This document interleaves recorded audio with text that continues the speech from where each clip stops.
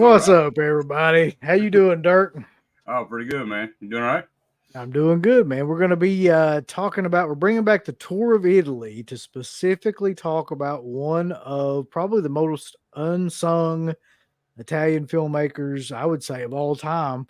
And, not a lot of people talk about this guy. And after watching like several more of his films than I've ever seen before, I do not understand why that is. But this is the Umberto Lenzi show. And, most people I would think, Dirk, know Lenzi from probably Cannibal Ferox. That's right. Probably like the main thing that anybody knows him from. But like you said, he's done over 60 films. And he's a journeyman director, man. He was a journeyman director like Sergio Martino or Fulci even. Those three guys, man, covered so many different genres of film. But it's gonna be fun. It's be a good one. I think he was, we'll get into this more in detail when we talk about him, but I think he was kind of bummed out that like almost everybody knew him for his cannibal films and very few people like kind of realized. I mean, like across the genres too. Like he did, like Giallos, he did the Policeteca movies, he did like, dramas, he did all kinds of. He did some war films. He did some he did all kind of shit, man. He did sexy comedies. I mean, he did the adult kind of comedies and stuff too. I forgot about that, but for some reason, I guess it was he got in right at the right time when after Cannibal Holocaust, and is mostly known for that one film, which I will admit, after going back and watching it again, like I get that just because that movie that's a tough watch, man. It is. That movie is. I shouldn't have watched it when I did. I was like 12 when I saw that one. I mean, but he never gets credit though. Like he did make the first cannibal film. He did. Even before, talking about before Cannibal Ferox, there was Eaten Alive. Yeah. Well, I mean, no, this one here. Man from Deep River. Man from Deep River, yeah.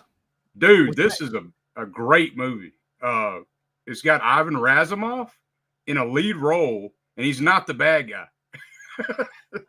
And that I haven't seen that movie since they put out those damn. You remember those Shriek Show box sets and stuff that they put out back in the day? I don't, because I was out of I was out of that kind of loop during that time. I was kind of like messed up during those years. So like, I don't know. Well, Shriek Show was like the only company that was putting out like hardcore cannibal shit like back in the day for some reason until I guess Grindhouse came along later on and put out some of it. But like, they were like the DVD company that was putting out all the crazy like gonzo stuff like that. Right. But Man from Deep River, high recommend. 1972, man. And to me, that's Ivan Razumov's best role, like in a film. But I just figured I'd bring that one just to show it because it needs more love, I think. Yeah, I have a feeling that a lot of his films probably do. Just just seeing what it is. And I tell you how much it kind of impressed me, like watching some of these films, is that I went ahead and bought that Violent Streets. Oh yeah, you got. See, this is a great set. Yeah, I didn't have a great set, man. I mean, I'll tell you, all these movies are good. Every one of them. I kind of figured that's his strongest genre too. I think is the Poliziottesco. You know. Yeah. I mean, that's what I figured just watching the one that I did. But anyway, I guess like real quick before we start, and we're gonna go chronologically through these, I guess, and that's cool. Add in whatever you want to add in terms of like other movies that you know about from that era too. But this I'll say before we get started, I guess this is my favorite giallo from Lenzi though, and that's Seven Bloodstained Orphans. I've got that one too. I love that movie. Yeah. I've got the crappy like is it Code Red maybe that put that out or something? Okay. It's another company besides another version besides that one too that I might have maybe Shameless, maybe. Maybe. I can go and find it. Right. I think it might be sitting over here actually. Because I just watched that recently. Yeah. Yeah, hold on. It is Code Red. So this is the version I've got. And it ain't the quality's okay, but okay, yeah. That's an old Code Red. Man, this is 88 films version. I don't know the difference, but this is my favorite of giallo from him. Yeah, it's great. I hadn't seen it in years and watched it again probably about 2 weeks ago and really, really loved it. Again. I love just listening to him talk on like I know you got to read it, but it's so funny, man. That dude he's full of himself. He is. Well, you were talking about that too, and then I went and watched some of his interviews, and I was like, "Ah, God." So, like one of the things about Lenzi is that he was around, the same time and prior to Argento, and like you were saying, I don't know if he got pissed because Argento got more kind of famous, over the years and was kind of more, respected and known for those kind of movies. But like he basically claims that he taught Argento. Yeah, he said he was my pupil. He said he was my pupil. Yeah. Which maybe he did. Maybe like, I don't know, but like I taught him everything about directing. It seems odd to me that none of his films look anything like Lenzi's films, but whatever. Right. I mean, Lenzi's great in his own right, but have the same look as Argento. Even the giallos don't look anything. Yeah, he's Argento. More the most of his gialli are like the sexy gialli, I guess you say, from like the late 60s. You know what I mean? Yep. But let's see what we got in the chat. We got Foz is in here. We got Wiley J. Draws. We got Vanderhoff, X-Ray Punch, Witch Hunter, Super Batman Nerd. Good to have you all in here. Adrian James, Carter Detention, Blu-ray Addict, Twisted Trucker. I don't even know what this one is. CJM753BC. So, all right. Say what Metal. Yeah. Say what you mean. Black Metal Werewolf. Yeah. Always good to have you all in here. I ain't seen him in a while. Justin Marino and Robert Reams. Bunch of people in here right now. So that's what's up, man. I guess if we're going to do this chronologically with these films, well, first of all, Dirk, you know more about this stuff than I do, especially about like the Italian stuff like this. So, I mean, give us like a brief history of what you know about like, Lenzi and coming up and how he started and stuff like that. Well, I know, like, so he started as like he worked as a screenwriter, assistant director. He went to some kind of prestigious school for cinematography. So he's like a real, like, I'm trying to remember what it was. Went to an experimental center of cinematography in the 50s and like became an assistant director. He's a film critic. That's kind of like how he started. And then in the 60s, he was doing like mystery novels. He was writing a bunch of shit. He wrote a bunch of shit too. Cool. Yeah. He did spy films, war films, gialli, countryside, the countryside giallo, like in the rural areas. They did like the love triangle giallo, like the, what do you call it? The insurance plot. I didn't realize there was that was an actual side or subgenre of gialli, but I could see it. Yeah. Right. The insurance plot gialli, the mostly anti-heroes. Yeah, definitely. Yeah. Got to have crazy car chases too, and crazy in any film he does almost. So, but yeah, man.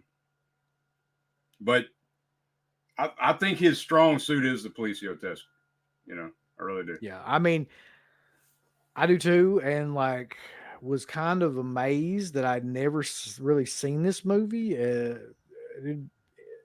because like it's insanely good, and it is Yeah, actually the first film we're going to talk about in chronological order because it came out in '74. yeah, And that is Almost Human, which right. um, How do you like that poster art? Like the original poster art, though? yeah, It's yeah. I like mean, I'm looking at it right now. It's actually kind of people were wild. like they were like shocked when they went into the theater and watched it. I Like would imagine. they're Yeah. expecting something else, So Well, Almost Human is a horrible name for this movie now, anyway, because I guess it makes more sense back then. But now, when I think of Almost Human, I think of those crazy like monster films, like that one that was put out. I can't remember like who did it now, but like that's what I think of is like those creature kind of style film. That has absolutely nothing to do with what this movie is about. Like this is a straight up like crime caper kind of yeah, like this yeah, guy is he's. I mean, after seeing it, I've seen it several times now, and every time like I kind of see a little something else because I think what it is he's so pissed off because he come from nothing and he's like taking his revenge out on the privileged.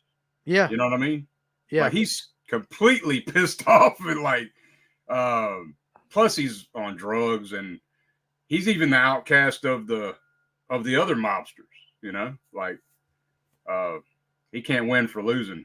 no, But there's like the story centers around this gang who is basically like they do anything they can to make money. They'll kidnap people, they'll knock over places, like anything like that. And you're right, like he's even among the the crazy gang, he's the craziest of the, so in that way, like I was telling you earlier, it reminds me of Last House on the Left because like right, even amongst those people, like Krug is the fucking yeah, craziest. Like it's well known, amongst them even that he'll do anything. And this guy as well. I think this movie might be a little bit like more hardcore even than Last House on the Left with some of the shit that happens in it. Like, I mean, yeah, not in terms of like yeah, they don't yeah, show it as graphically or right, anything, but what actually happens in it, you're just kind of like, Jesus, man. Like, because as you get to learn this character more and more, you realize he'll do anything and he doesn't have any kind of remorse about anything that he does. But at the heart of the plot of the movie is just a kidnapping movie. So he yeah. kidnaps, like this gang kidnaps this well-to-do kind of, I'm not sure what the hell she is. What is she, Dirk? Like She's she's like the daughter of this. I guess he's like a millionaire. I guess pretty much. yeah, And he calculates it, so he makes sure it's not like a political figure or anybody right. like that because he don't need that kind of problem. But what's actually happening in this film? This shit was really happening over there. Yeah, I could totally see that at that time period too. Yeah. So that's what Lenzi was saying. Like he was making these films and on like what was happening around him. This script in particular, though, he said that he barely had to do anything because Ernesto Gastaldi wrote it. He barely had to touch it.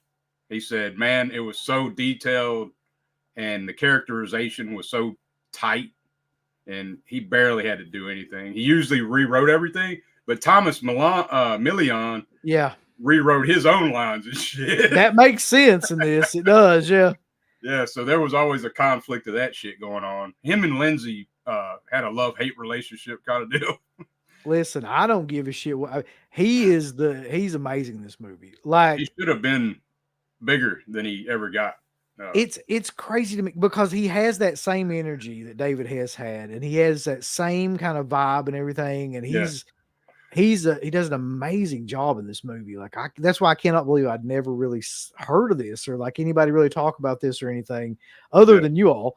But right. like, you know Yeah, what I man. mean? Like, but it's because it's a great performance that's like transcends the rest of the film. Really, it's so good. Like, It makes you want to and seek out his other films too, because yeah, he's like yeah, that all the time.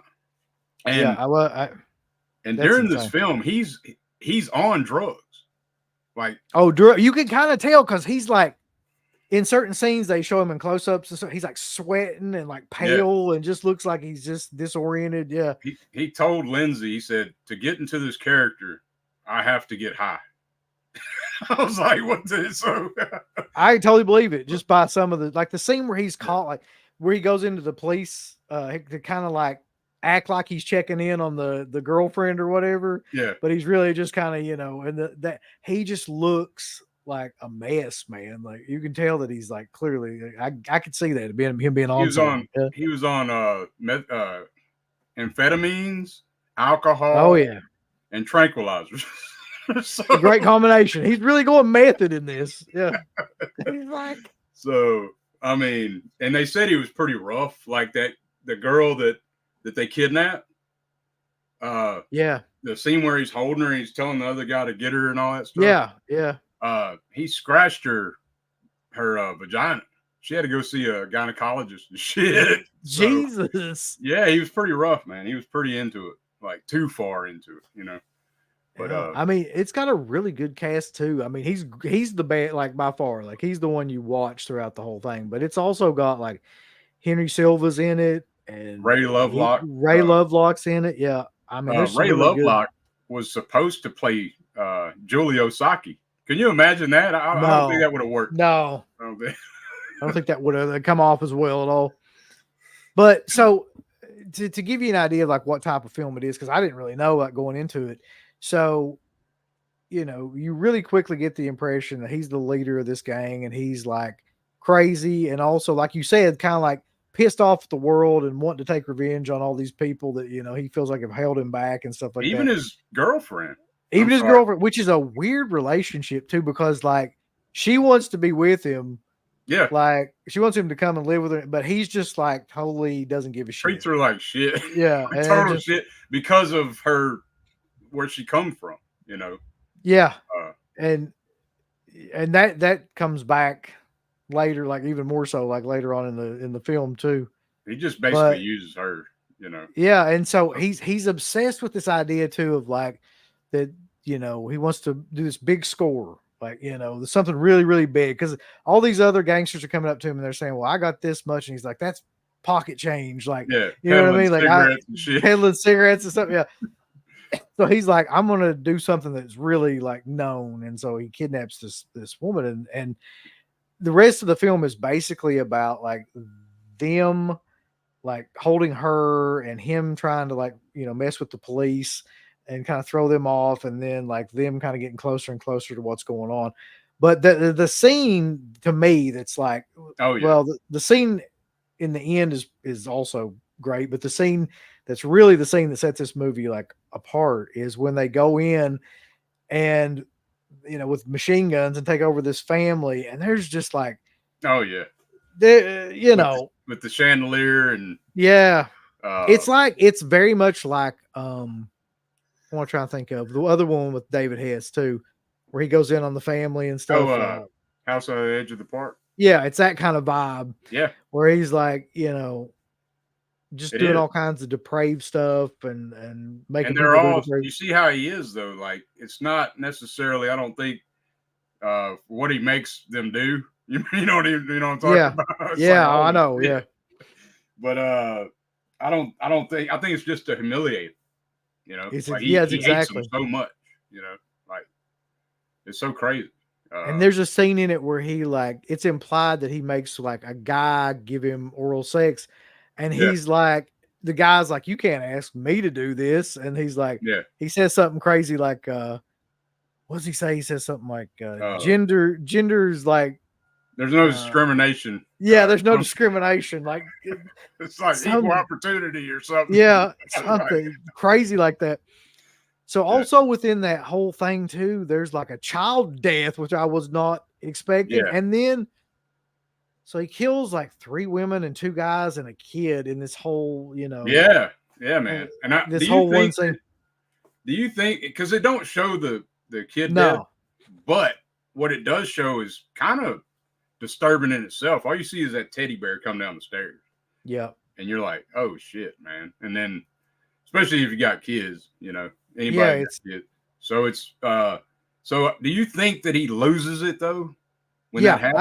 I think he didn't want that. I don't think he wanted that to happen, because the next kind of thing that I think at that point he's gone, like he's lost his mind. Because the next thing that happens is that he goes really and tries and finds the girlfriend because he had her car and everything, and they're like driving along and just having a normal kind of conversation, and then he's just like, he's asking her what if he killed somebody, which she turned him in, and she says and she's like, which by the way, if anybody, it's like in Ghostbusters, anybody ask you if you've ever killed, would you turn him in, you say no, like you don't say yes to that question, right? But she, they're driving along, and he kind of offhandedly makes a remark too, which I thought was great. He's like, I just got done killing like three women, 2 guys, and a kid. And she's like, oh, what a sense of humor you have, or whatever. Right. And then he takes her out to this cliff, and kind of like he starts getting a little bit like crazy with her, and she's like, you weren't kidding about that, were you? And he's like, no, I wasn't kidding. And then just like throws the car into, jumps out, jumps out, and she goes over a cliff. It's like, at that point, I think he's just like, he's off his. He's all about himself. He's loyal to himself only, really. And it's a crazy ass movie though, man. Really, it is. Like, but they're following this character, and he's the main character, really. Yeah, he is. But it's mesmerizing because you want to know what he's going to do next, really. Right. Like he's so unhinged that you don't know what's going to happen. I love it when a director does that, by the way, when they take you on like something where you don't feel safe. Like you don't know what this guy's going to do. And like, by the time they kill the kid, after that, like all bets are off. Like he could do anything. Like it's and it gets wilder towards the end too. You're like, oh my God. I don't want to give the end away or anything, but like, no, it's a great ending as well. Henry Silva. I think they were going to try to get him to play Henry Silva's character. Yeah. Thomas Million, he was going to be the police officer or the police. I don't think that would have worked. I think that nearly as well.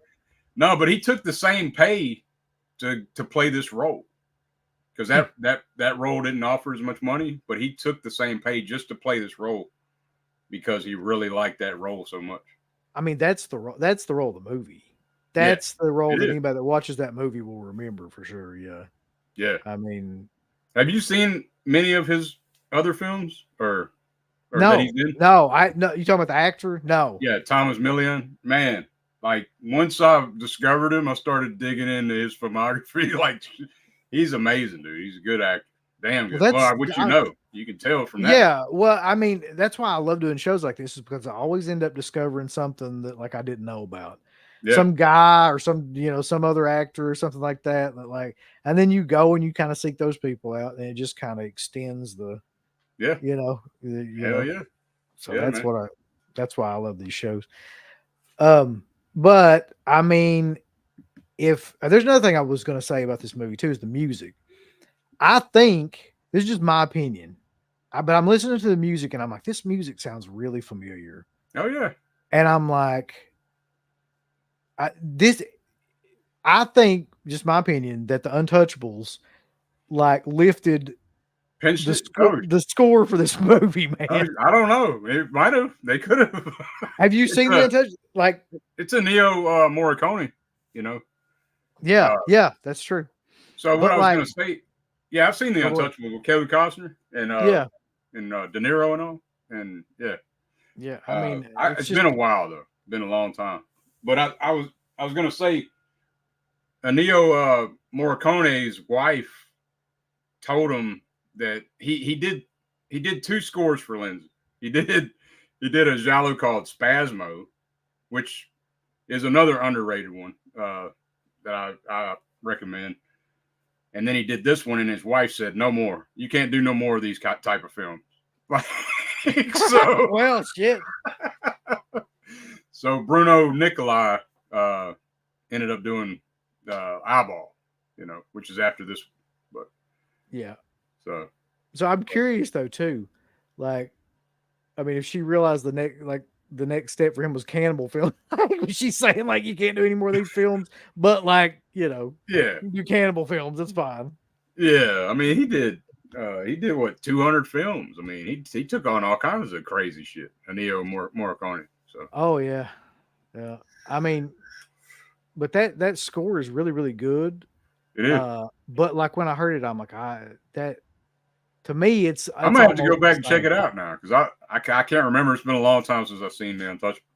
So It's not exactly, but it has that same rhythm. The thing about the Untouchable score was everybody was like, "Oh, this is like so unique and original," because nobody had really heard that kind of score in a film like that before. But I'm right. thinking that like that's where the inspiration of it was, because Might when have you yeah, listen, it's very got that, possible. Yeah, yeah. But for sure. listen, I don't think I could recommend a film more really.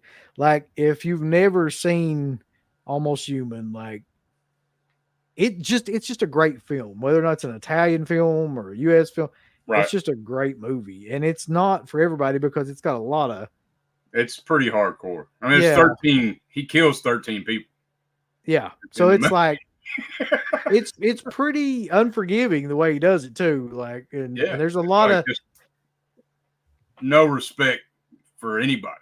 yeah.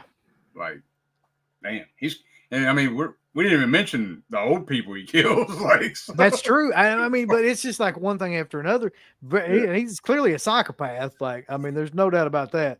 But I mean, like I said, you're just kind of entranced by the guy. Like, you just want to see what happens, like what he does next. And I think it's his performance that really like carries this movie, that makes it like as great as it is. So Definitely. And what do you think about Henry Silva's character, though? You think, because I've heard people like said he was wooden or that he wasn't that great. I think he does I fine. think he's fine. Yeah, I didn't think that it was like that bad or anything. It wasn't anything that threw me off the movie. I'll put it that way. Like, Yeah. or made me notice it or anything that much. But I think that part of the problem is that what did you say the guy's name was? I'll never pronounce it right. The lead Thomas Oh, Thomas Millian. Thomas Million. Yeah. Yeah. So I think the problem is that he chews up so much scenery that everybody else around him just looks like, they're just kind of standing still and he's running. So Yeah. Yeah. I think that's part of the issue. But For great, sure. great movie. Yeah. Hell yeah, man. And you said you got that set. I mean, Yeah. I I want just you to ordered check it. out these. These are great, man. All these are in this set. So Yeah. Well, I mean, I was trying to find just that movie, and then I stumbled upon that it was in that set as well as all the other stuff. So I'm like, I might as well just buy that. Like, shit, yeah. yeah. So, okay, so 74 was Almost Human. Couldn't recommend it more. Yeah. And then see what would come next. It would be 75, I guess, which was Eyeball. Yeah. Which you Red talk. I mean, cats in a glass maze. yeah. So, like, Okay, you got the slip. I got the slip. Yeah, same film. I'm pretty sure they're the only ones that put it out on anything recently. Right. Until I bought this. Never heard of this movie. And I bought this a couple months ago. Okay. And I had never heard of it. Put it in, watched it, and I was like, "This is really good." Like, I mean, I'm a fan of giallos anyway, but I mean, this one I've seen a lot of bad giallos, to be honest, but this one is really really good, really good cinematography, really good set pieces, really good basic plot too, which is Do you think it's kind of like a parody though? Like I find it like tongue in cheek as hell. Like I mean, it's called Eyeball, yeah, and right. the main premise of the film is somebody's like stabbing people in the eyeball. So I feel like there is a little bit of humor in it. But Right. Honestly, I think the thing that hurts this movie the most is its name. Like if they'd have called it anything else, but Eyeball's too on the nose, man. People just, I'm sure they see that title and like, oh man, this is some hokey piece of shit. Like, this was his last giallo too. But I do like the alternate title. I know he's trying to play on the Argento type shit, the red cats in a glass maze. Yeah, it's great. But it don't make any damn sense. But Caterpillar on warm cotton, something like that. Yeah. So what to say about this one? It's about a group of 7 bloodstained eyeballs. It's about a group that I think one of them is supposed to like be checking themselves into like a mental asylum or something like that, and they're all together and like Yeah, they're in Barcelona, they're in like on this Barcelona. Yeah, bus tour, and they're all Americans. So I kind of felt like maybe it was Lindsay's way of saying, like, because if you notice how they act, they all want everything right now. You know, like yeah, they're all like instantaneous. Like that's true. it's maybe it's his idea on Americans or some shit. I don't know, but I mean, he wouldn't be wrong. right, Like social even back status, then, you know, and money and shit. I don't know, but they're this group kind of they all get there and everything's going okay, and then there's this random like attack, while they're there, and this person they get killed and they get their eyeball taken out, yeah, and that's the kind of the theme of the movie for the rest of the time period. Like all these people are getting killed and their they're eyeballs are young. getting removed. Yeah, They're all young women, young women. Yep, and they all got blue eyes too. yep. But And it's the a only thing sleazy one too. It's kind of sleazy. oh god, yeah, it is because there's a lot of nudity. There's a lot of like what would you say? Like I mean, it's some different sex scenes and stuff Yeah, like that. I'll yeah, say that. right. The only thing you know about the killer too, which because the killer has to have some sort of gimmick, is other than the fact that they like take people's eyeballs out, is that they're in like a red raincoat. Yeah, and That's everybody like on the bus got one. Yeah, So that's the red hair, and that's what I'm the yeah. saying. Like it's almost like tongue in cheek from Lindsay in a way. Like I don't know. Yeah. Because everybody's got a red raincoat. You know what I mean? I don't know. Well, Darren says it best. Like he says, it's hard to believe that the person that made Almost Human made Eyeball. Two completely different vibes. Yeah. Oh, yeah. I mean, like, yeah. Well, wait till we get into the cannibal movies. It just doesn't seem like the same person made these movies. I know they did, but it's just very, very odd. It is crazy because I've seen some of his war films too that are very serious and dramatic, and it's like, what the fuck? Like, yeah. I mean, I guess like in a way it shows his talent because like none of them look like the same type of movie. Like he can make like all these different genres, and it just seems like that the person knows what they're doing in each one of the genres. I love the scene in this movie that got me where I was like, okay, like this I'm gonna like this movie. Like I just knew when I saw this scene I was gonna like it. Is the carnival scene? I knew I knew that's what it was. Yeah, that's the one that got me too. I was like, hell yeah. Where she's in the little, it looks like an Argento set piece. I don't know if he was trying to do that, like or not, but like, she's going in this little haunted house, and one of the characters, and like, it's one of those ones where the little like cart just takes you through different like spots, and like, and shit jumps out at you. Yeah, exactly. And like, she comes to a stop, and the killer's like in front of her, and just the look on her face and everything, and then you see like him go in and like and do the whole thing. But I knew from that, and just the way it was shot, and the lighting and stuff, and the cinematography and everything, it's just a really memorable scene. I knew I was going to like the rest, especially when that skull's jaw drops and shit too. Yeah, yeah, like with the red glove and shit. It's great though.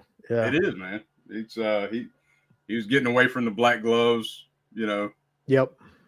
He's real big on not copying somebody too.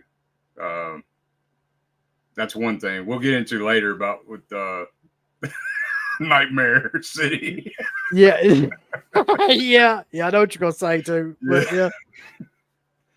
Oh, that is a tough watch. I watched that again. I mean, I love that movie.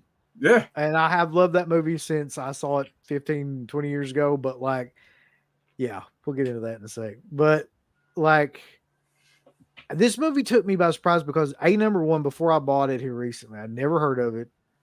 I'd heard after I bought it, because I was looking stuff up on it, that Tarantino liked it. Like he was a fan of it. Like, which I just was like, I guess I can understand that because it's very stylized and very like, unique in a lot of different ways.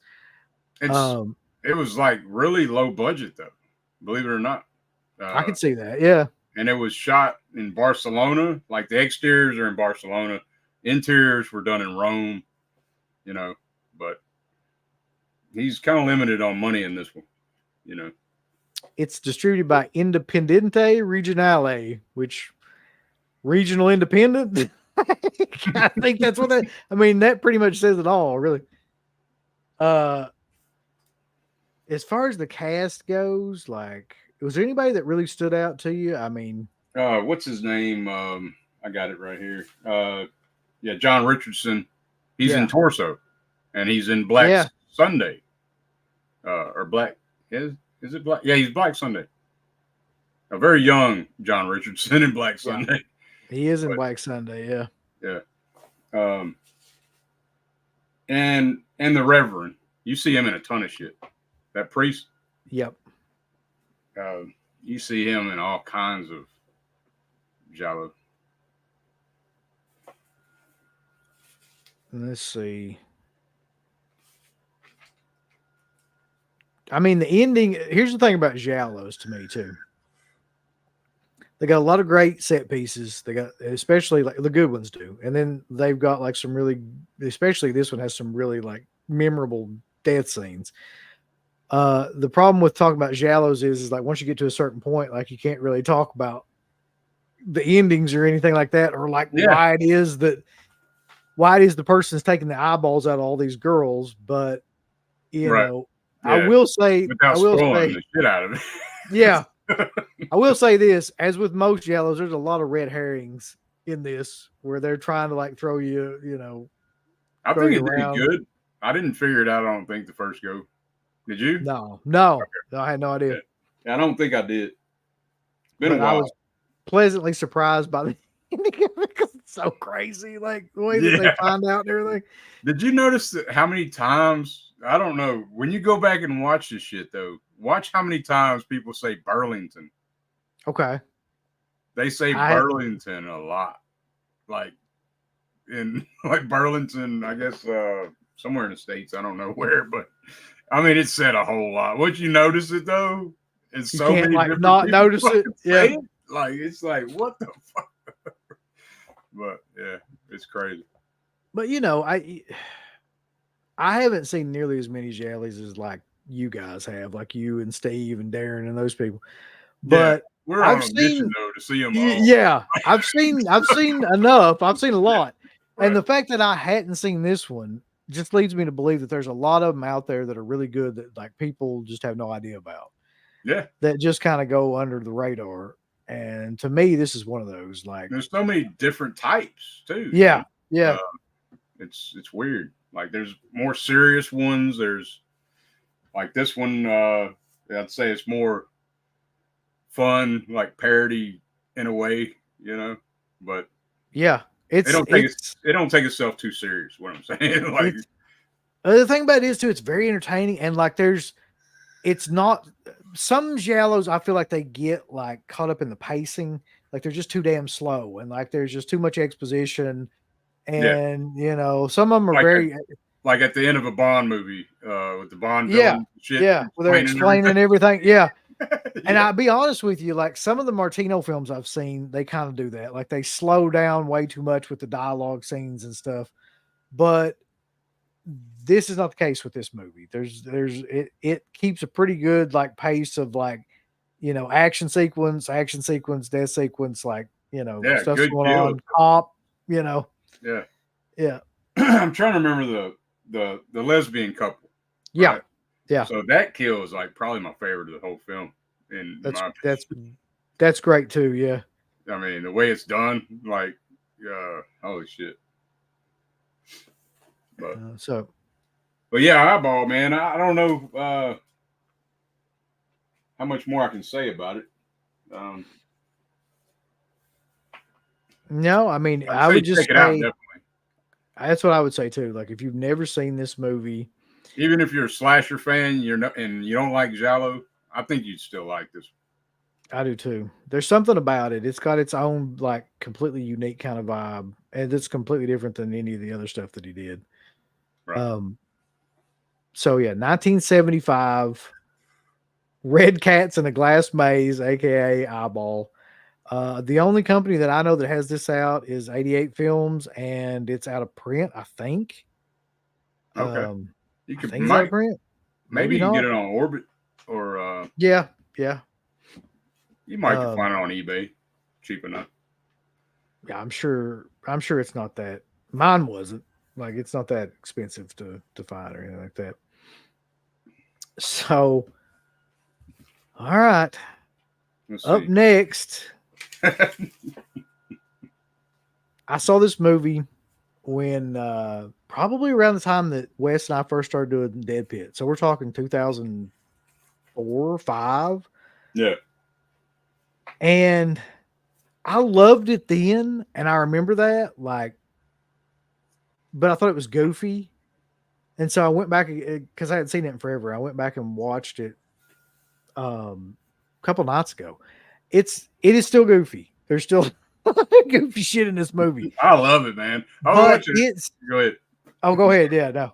No, go ahead. Sorry, man. I have a bad habit of that. I'm trying not to I was just gonna say, like, there's a lot of stuff in this movie that, like, I didn't really pick up on in my 20s when I was watching it the first time that I picked up on now, including like a lot of the social commentary stuff and a lot of the stuff that, you know, the film was actually trying to say, because that all gets kind of lost in the fact that, like, everybody in the film looks like they got shit on their head, like literal shit. Yes.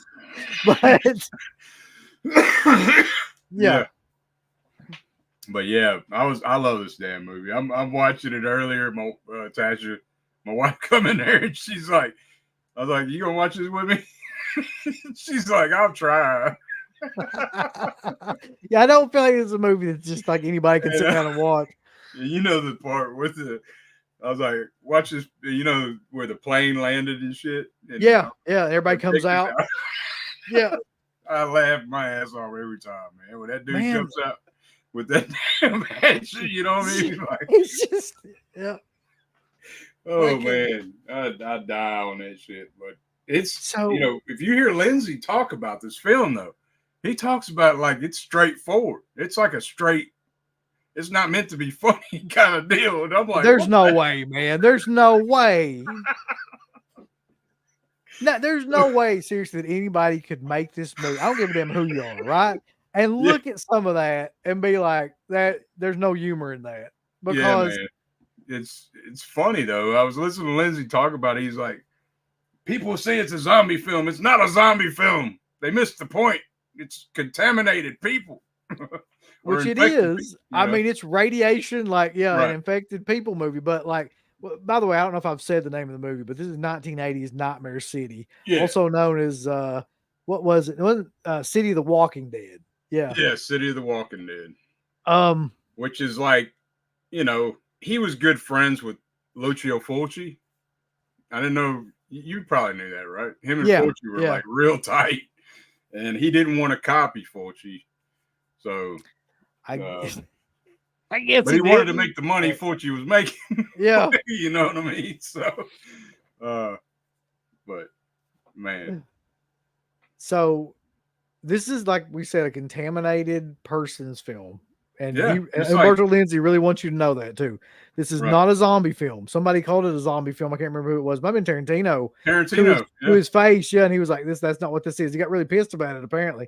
Right. It's like it's a contaminated person film. And it's like a radiation sickness kind of. Yeah, they pass through a cloud of radiation or something. Yeah. Right?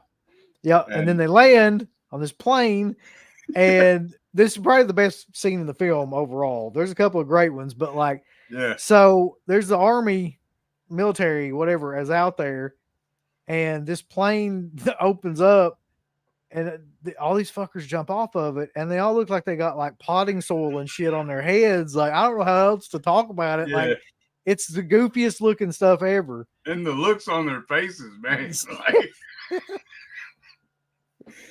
I'm laughing right now just thinking about it, man. Like, and they a lot of times what made it even worse is he would go like close-ups in on them, like in like their face and how they looked and everything, and it's like, dude, that's not what you want to do for this movie, because they look so bad that it's I mean, they're just all like serious looking. Oh man, it's a damn riot though, man. And then that lead, what I guess he's like a journalist reporter or whatever. She's a television reporter, I think. Yeah, Yeah, or something like that. Journalist. right. Yeah. Oh man, it's Oh. I can't help but laugh, man. I'm sorry. I know it's fun. I mean, had they had maybe a little bit more budget for special effects, this might have been like up there with the crazies, where people talk about it to this day and they're like, Right. this is a great contaminated, kind of infected person's film. But as it stands, or even Shivers, right? Yeah. Like same type of deal. Kind of. As it stands, it kind of looks like melted candles. They all look like melted candles or something. Like, I don't know how else to. And it's like their memory's still obtained, though, right?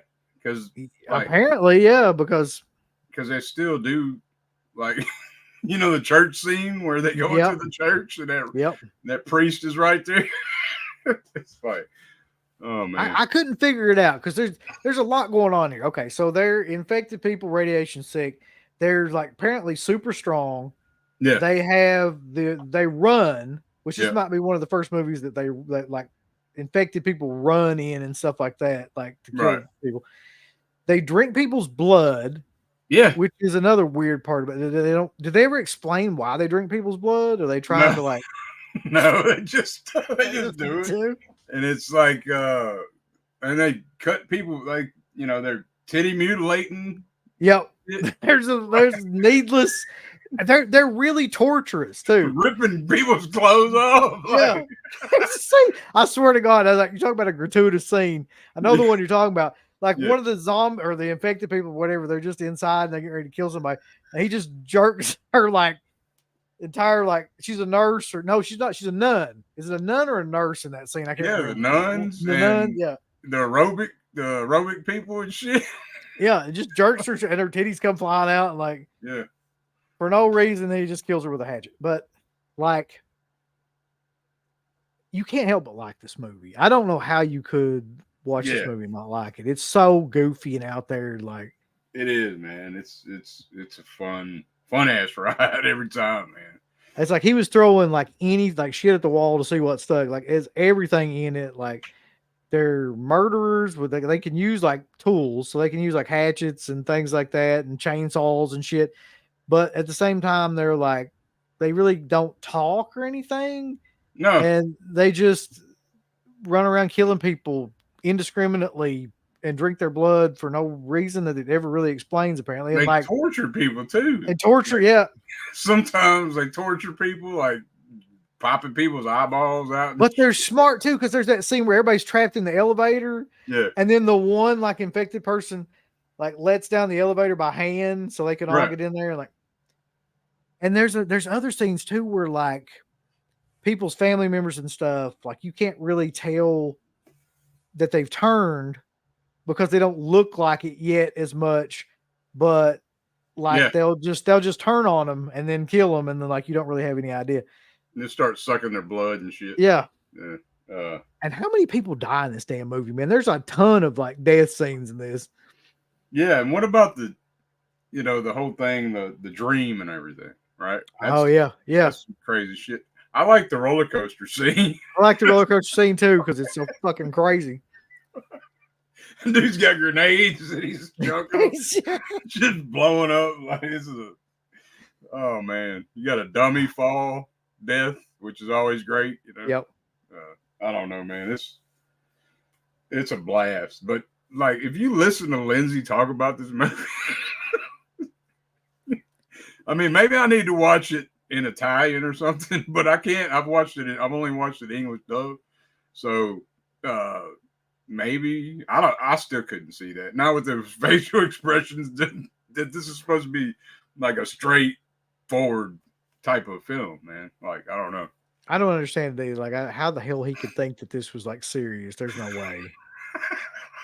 The end of the movie, man, with the shit with the fucking amusement park. Like, there's no way that anybody looks at that and is like, "Oh, this is, we're making hard here." Yeah, he thinks he's an auteur, like, and I've also like, I do agree. Like, I think, because I heard it somewhere that Lenzi will make a movie as good as the budget is. Like, as far as if you give him, if he's limited on money, his movie's not going to be as good. So, I mean, I kind of get that though, because like, yeah, like he'll come up to the challenge of like whatever money they give him. So, because like you can see it in some of those other movies, like he'll never go over budget. You know what I mean? Yeah. Yeah, so. But like in the lower budget, like zombie and stuff movies, you can tell like, he's just doing whatever whatever he's got. But you talk about a fun movie though, like it'll put you in mind of like Hell of the Living Dead or something like that. Like it's just a fun, goofy, late night grindhouse type flick, something at a drive-in theater or something, There's another great scene though, man, that cracked me the fuck up. And I don't know if you remember this scene or not, but there's a scene where they're up in a helicopter and they're like looking down like to watch all the infected people. And you could tell like he just told them like run back and forth like as fast as you can. And like, so they're running one direction and then they switch directions real quick. And then they're running like just back and forth. Fucking goofy looking because like they're just it's clearly like following some director off screen, like turn, run that way, they're just like in a zigzag pattern. Yeah, man. It's insane. What about I didn't mention because you see this in a lot of the Italian films as well, or even back then, not just the Italian films, but there's always an old dude with a hot young wife. Right? Like, what's that shit about? Can you answer that question? I'm still trying to figure that one out. I don't know. Like somebody was saying, Italians are kind of like tone deaf and out there. Like this, because my wife was like, "That's gross." Yeah. Oh shit. But no. Science gone wrong. Science gone wrong, yeah. And I mean, that's the part of it that I kind of missed. Even though it is as goofy as anything in the world that you'll ever see, it had a message about like radiation, nuclear war, stuff like that. Like, Yeah. And then the dude, the journalist, that's his wife, right? The nurse? Or is that just his girlfriend or something? You got me. But you know what I mean? They're a couple. And he's smacking her around and shit, and then he goes up and kisses her. Yep. Which is what you do in these movies, apparently. Like I see that in a lot of these. Man. But yeah, Nightmare City. Get on it if you've never seen it. Check it out. Yeah, great movie. So hold on, let's see here. Let's get to some of these comments real quick. Which I can't believe I haven't done up until now.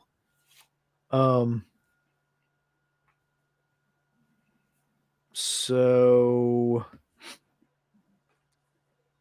Nightmare Beach. Yeah. Nightmare Beach is another one that's Lenzi, but that's a pretty decent slasher, like in Florida, and John Saxon and shit. Thought about bringing that one up too, because that one's getting ready to get a 4K, man. Which is crazy to me. But like, Midnight Geek says it should have been an amazing film, but it feels neutered, in my opinion. What's that? Nightmare City. Oh shit. Okay. I don't know, man. It seems fine to me. Hamburger Helper face. Yeah, I mean it's kind of like that. Yeah.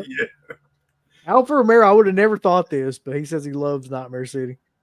I don't know why, but I just wouldn't have picked him to like Nightmare City. Yeah. I mean, I could see him liking it because of the crazies and shit. Yeah. X-Ray Punch says, I like it. The movie has its own feel, like it takes place in some alternate reality. I think the movie has more in common with I Am Legend than regular zombie flicks. He says it feels like almost like a video game. Yeah, it does feel like that. It's with very the whole dream scenario too. Yeah. Yeah. Scratch says it's the sadness before the sadness. I think the sadness is like way more graphic, but I get like where that's coming from. Yeah. I still haven't seen the sadness. I need to change it. But oh, dude, that movie's tough to watch. Like some of the scenes in that movie are just like, shit. It should be a Cat 3. Like, you know what I mean? It's that kind of vibe, like Okay. that you get. Yeah, I've heard about it for a while. Still haven't got on it, but Let's see. X-Ray Punch says Italians are kind of tone deaf. He says, I think the ending was Lenzi trying to do a mindfuck type ending like Fulci. I could kind of see that, I guess, with like the Beyond and stuff. yeah. And of course, Wes is on here and he says, into the pitsmovie.com all supplies last. He's trying to hawk shit on here like Yeah. Why not? Yeah. Oh man. I was gonna show you this too. I just got this in, believe it or not. So make them die slowly. The Kinetic Cinema Umberto. I'd never even seen that, man. I didn't know that existed. That's Troy Howard wrote it. But I mean, man, it's got every one of his films in this damn thing. Like, it's a great looking book. Yeah, man. I just got this in. Been reading a little bit of it, checking it out. Do you have any of his other books? He did. Howard? Yeah. Yeah, I got I have all three of these. The So Deadly, So Perverse. So Perverse, that's what I was wondering about. Yeah. Yeah. And I have Mario Bava. I have Lucio Fulci, Splintered Visions. I've got that. It's the only one I've got, I think. Yeah. And then I got Dario Argento. But he's got other ones too. He's got like Carpenter and he's got even some old stuff like about Lon Chaney and stuff like that. And trying to remember. But yeah, he's got a ton, man. Ton of books. I really wanted to get that So Deadly, So Perverse. Like those are the ones I really want to get. I think I will eventually get those too because they look killer. I would recommend. There's a place that I got. I don't know if you can get all three of them there, but Thrift Books. Yeah. Online. You ever dealt with them? I don't think so. Okay, that's a good spot to get stuff. But. Yeah, I'll try. I've gotten some decent stuff like through used bookstores like that online, like that don't know what they got and stuff. So yeah. Yeah. Well, they'll sell them new. It says Thrift Books, but they'll sell them new and used too. Yeah.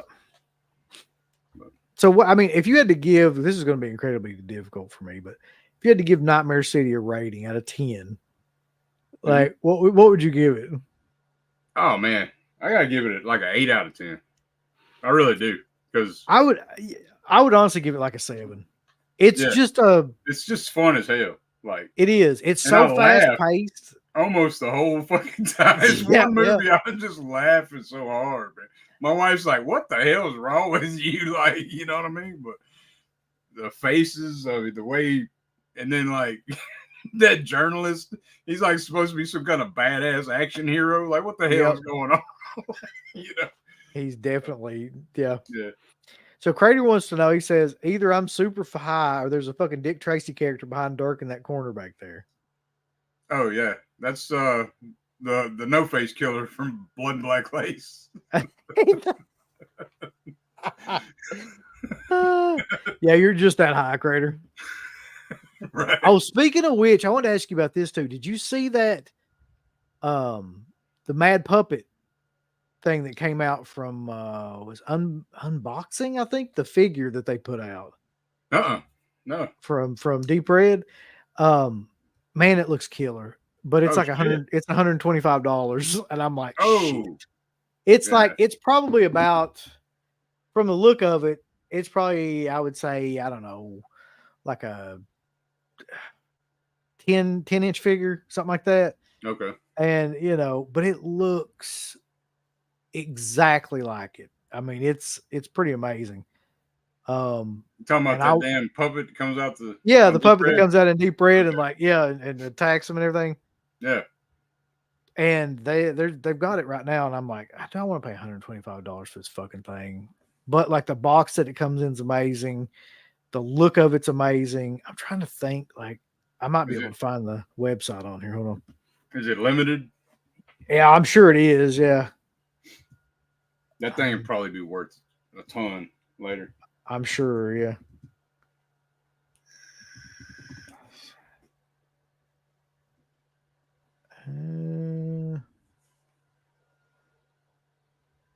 Unbox Industries is the name of it. And I wonder if I can. Yeah, I might as well I'll just share my screen real quick because you got to see this. Yeah, man. Now, this is the first I've heard about this. So, hell yeah. Let's see.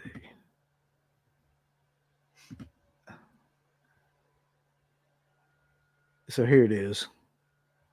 Oh, shit. I'll get this out of here. But yeah, I just thought that was so killer. Hell yeah, man. So, like, I don't know how many of them there are. It doesn't say. It's hand painted. Like, Yeah, it looks really good, man. yeah. And there's a picture somewhere of somebody holding it, and then you can see like the size. But yeah, I was gonna say, is there like a full? Yeah. There it is. But it's like you Yeah. can't really see from that. But there's somebody holding one. Right. There's his hand, and like, so it's pretty decent size. Oh man. There's the box it comes in, which I thought was Oh shit, that's killer, man. fucking insane. Yeah, that is killer. Yeah. So I want this thing, but I don't want to spend $125. If I'm being honest. But it will go out of print very, very soon. I wonder if they'll come out with another one where it's like heads bashed and shit, you know? Like oh yeah, like where it breaks, yeah. Split on the floor, like or something. That's killer though. Shit, that's the first I heard of that. When did they come out? It just dropped this weekend. I think yesterday. Okay. And I don't remember if they put it out before, but they had promoted it pretty heavily, and that's how I knew about it. But well, shit, Crater. If Candace can make one, then tell her to make one. Like if she can do that kind of shit, that'd be amazing. Shit, yeah, man. I'd rather give her the money anyway. No, not the MPD. No, we're not talking about that. Not that Mad Puppet Death. That's a whole other story. All right, so let's see. The last one we got, Dirk, is probably the most famous one. Oh yeah, man. And I'm gonna be honest with you. I think a lot of it has to do with the poster. That original "Make Them Die Slowly" poster, yeah, and everything like that's just like a cornerstone of video stores back in the day. Yeah, yeah. I remember the "Make Them Die Slowly" title. Yeah. So I don't remember when I first saw it. Cannibal for Rocks. I just don't. Trying to remember. First time I heard that shit, I was like, "What the hell are y'all talking about?" But yeah, Make Them Die Slowly, dude. Where do you want to start? The first movie. That's the first movie I can kind of remember that I ever like saw somewhere that had that band and how many ever countries kind of sticker on it. Like, because it was really that was a big selling point for that movie. They had it was like banned in what 23 countries, something like that. Yeah, yeah. And it was the only one that I can remember that really like emphasized that one of the first ones I saw that emphasized that is like a selling point of the movie, right? So you kind of had to watch it because it was banned in all these countries and notorious. I remember my friend telling me, he's like, "You got to see this. You got to see this movie because the dude gets his shit cut off." I was like, "What the hell?" As it turns out, coming back and watching it again, several dudes get their shit cut off in this. Yeah. I don't know where to begin with this. I mean, I saw this movie I think I saw this movie at or around the same time as Cannibal Holocaust. I don't know which one. I definitely saw it before. I don't know which one came first for me, but it was pretty close. But it wasn't long after I seen Holocaust, but I seen this one before. Yeah, you saw this really young, didn't you? Yeah, like 12 years old, watching this shit. I got to imagine what that was like to see this shit at 12. Yeah, on VHS. That had to be crazy. Yeah, man. That's but I was watching all kinds of crazy shit. Very young anyway. So same. Yeah. Yeah. My mom, she didn't give a shit. Pretty much I watch what I want kind of shit. So, you know. But yeah, this one, man, I was like, holy shit, though. First time, you know? I'd seen shit like Faces of Death and shit like that.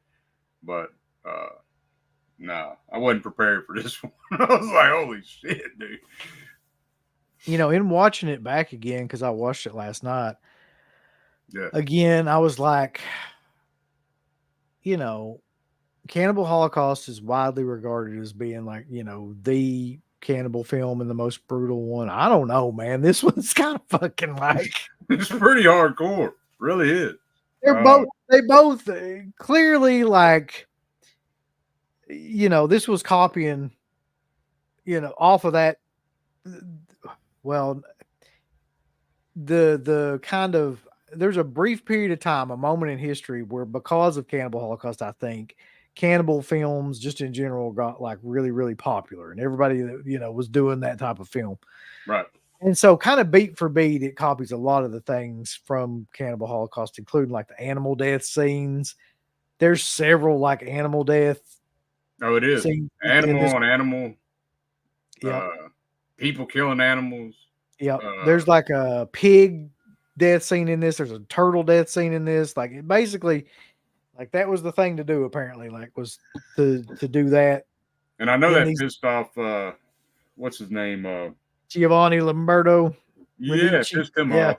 Him and Lenzi hated each other. Like Umberto said that he only had 2 good films. And he's only going to ever be known for 2 films, and one of them's this film, and the other one's City of the Living Dead. And I was like, holy shit. He said he's a loser, all this shit. I was like, God. Jesus.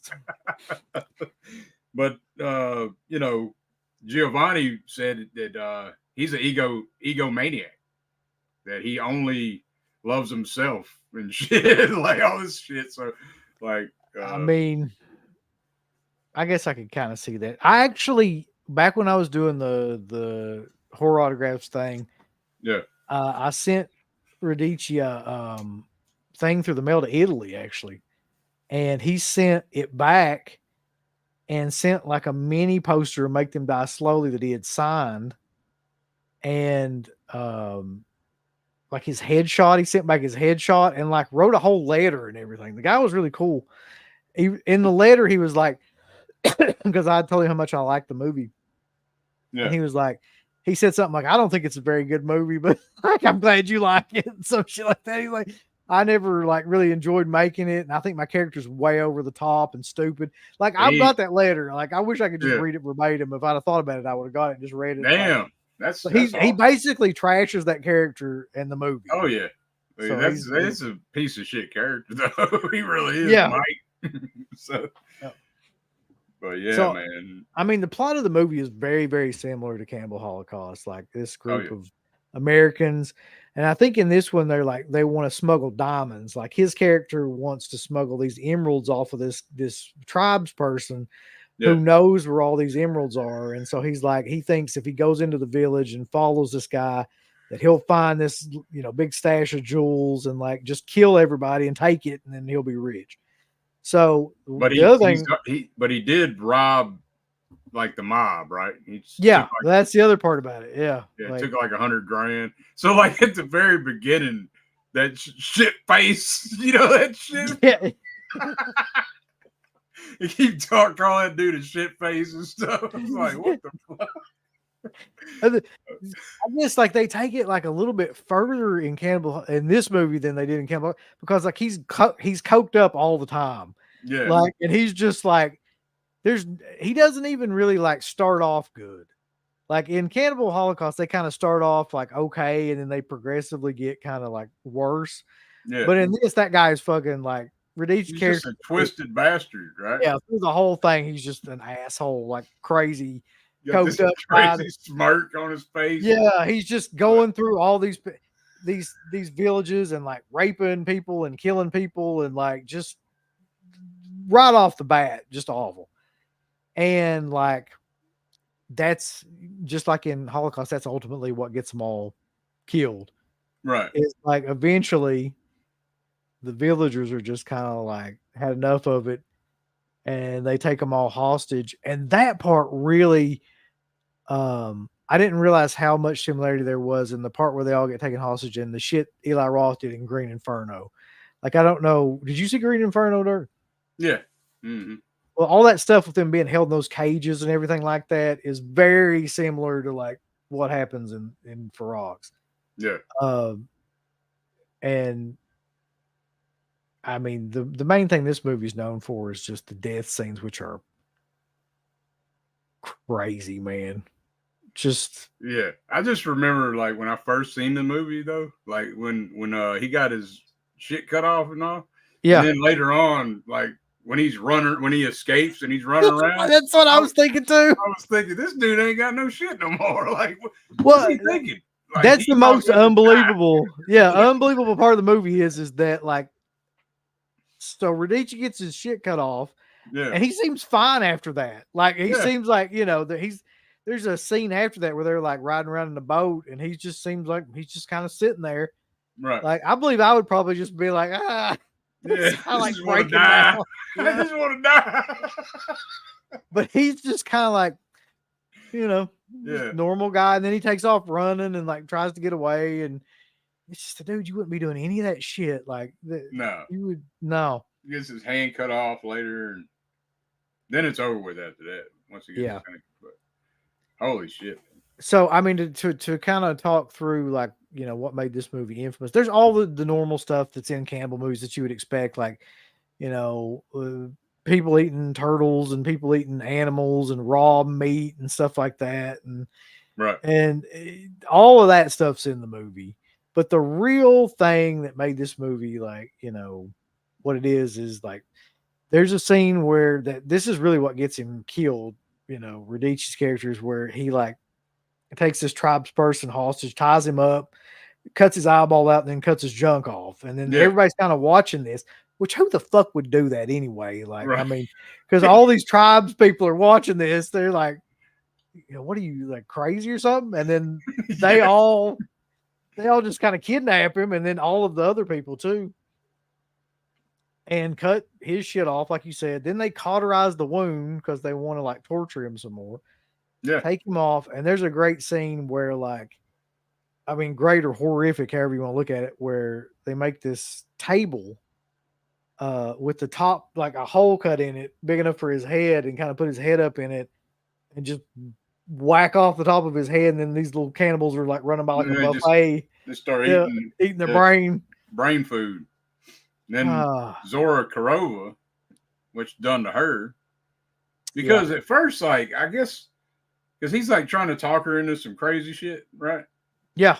Yeah. And then she just kind of like, she's all with it at first, and then she didn't realize, I guess she was just high on the cocaine and came to her senses. I don't know. Yep. But then she didn't want to do that shit. So, but they wasn't with it. The tribe was like, you got to pay, you know. Yeah, and the weird thing about this movie is it doesn't all happen at one time because they keep them captive for a while, and like they keep the women down in this like whole thing, and they keep him in this, you know, little cage. And like I said, he tries to get out, but he fails to get out. And like that shit though with Rudy and Gia, what's his name, Mike? When he's like, you didn't have to kill her, you bastard. And he's like, he says, get off my case, you motherfucker. The way he says it too, just like so, like, just insane. Yeah.